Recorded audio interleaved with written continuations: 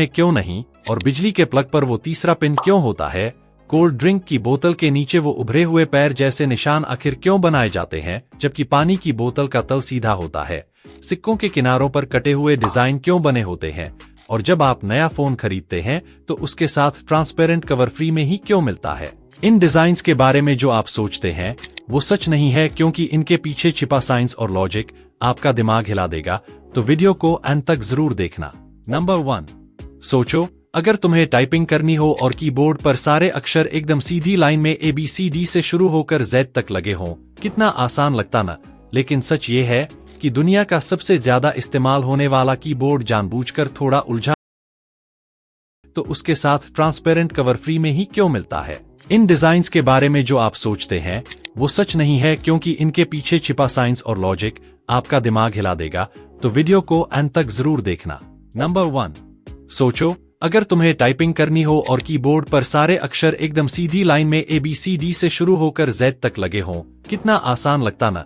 लेकिन सच ये है कि दुनिया का सबसे ज्यादा इस्तेमाल होने वाला कीबोर्ड जानबूझकर थोड़ा उलझा हुआ बनाया गया है। QWERTY।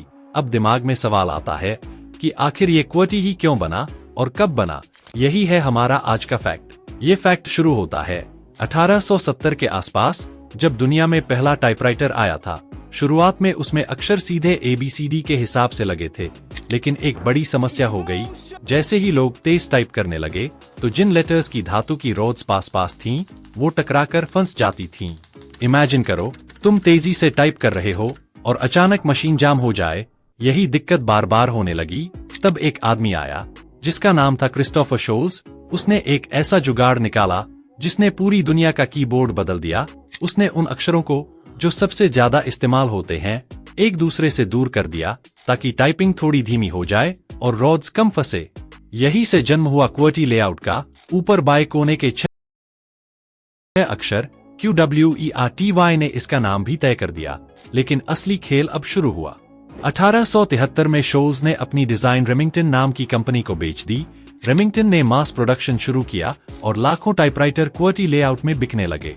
और जब लोग इसके आदी हो गए तो फिर कोई दूसरा लेआउट पकड़ ही नहीं पाया।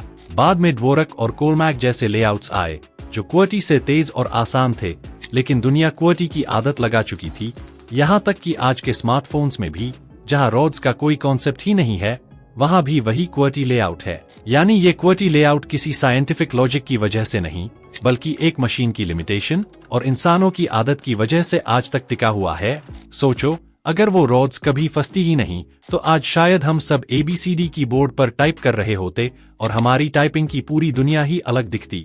नंबर 2, क्या आपने कभी सोचा है कि ज्यादातर सिक्कों के किनारों पर छोटे छोटे डिजाइन या ग्रूव्स बने होते हैं? कभी सीधी लाइंस, कभी जिगजैग या कटे फटे एजेस। ये सिर्फ डेकोरेशन नहीं है, इसके पीछे एक स्ट्रॉन्ग रीजन है। असल में पुराने जमाने में सिक्के सोने चांदी जैसे कीमती धातुओं से बनते थे, और कुछ चालाक लोग, यानी ये, उनमें से थोड़ा थोड़ा मेटल काटकर चोरी कर लेते थे। इससे सिक्के का वजन कम हो जाता और असली वैल्यू घट जाती, लेकिन ये चोरी पकड़ना मुश्किल था। इसी समस्या का आसान समाधान निकला। सिक्कों के किनारों पर डिजाइन या ग्रूव्स बनाए गए।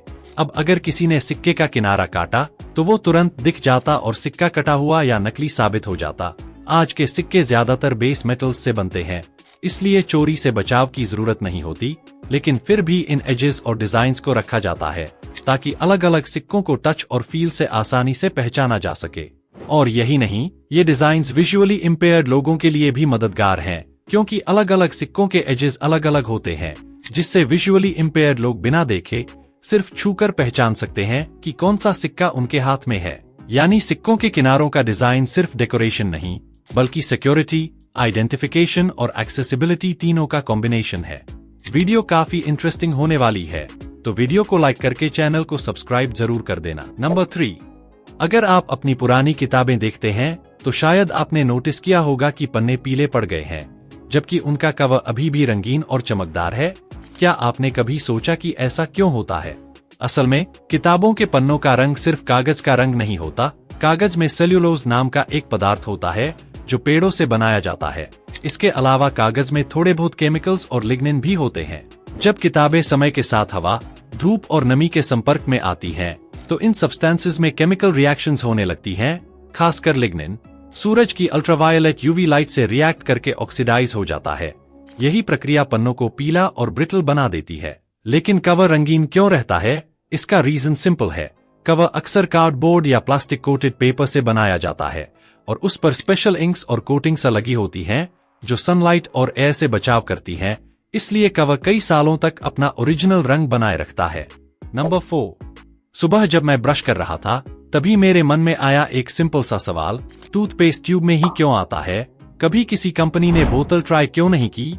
तो मैंने सोचा चलो इसके पीछे का सच जानते हैं और मुझे पता चला इसके पीछे सिर्फ डिजाइन ही नहीं बल्कि साइंस और कन्वीनियंस का कमाल है। असल में टूथपेस्ट को हमेशा ट्यूब में भरने के पीछे बहुत स्ट्रॉन्ग रीजन है। टूथपेस्ट एक विस्कस फ्लूइड है, यानी ये न लिक्विड है न सॉलिड। इसे निकालने के लिए प्रेशर की जरूरत होती है। अब बोतल में अगर टूथपेस्ट भरा जाए तो प्रॉब्लम ये होगी कि हर बार बोतल को उल्टा करके जोर से हिलाना पड़ेगा और आधा पेस्ट अंदर ही फंसा रह जाएगा। लेकिन ट्यूब फ्लेक्सिबल होती है, आप हल्का सा दबाव और पेस्ट आसानी से बाहर आ जाता है। साथ ही ट्यूब की शेप ऐसी होती है कि पेस्ट हवा और बैक्टीरिया से ज्यादा कांटेक्ट में नहीं आता, इसलिए वो लंबे समय तक फ्रेश रहता है। और हाँ, ट्यूब की एक और खासियत है, ये सस्ती, हल्की और ट्रैवल फ्रेंडली होती है। इमेजिन करो अगर हर बार सफर में कांच या प्लास्टिक की बोतल लेकर चलना पड़ता तो कितना झंझट होता है। नंबर 5। सोचो आपने एक ठंडी कोल्ड ड्रिंक की बोतल हाथ में ली, ढक्कन खोला और छनन सी आवाज आई। लेकिन क्या कभी सोचा है कि इस बोतल के नीचे का हिस्सा गोल और पैरों जैसा क्यों बना होता है, जबकि ज्यादातर पानी की बोतलों का तला बिल्कुल सीधा होता है? असल में इसका सबसे बड़ा कारण है दबाव।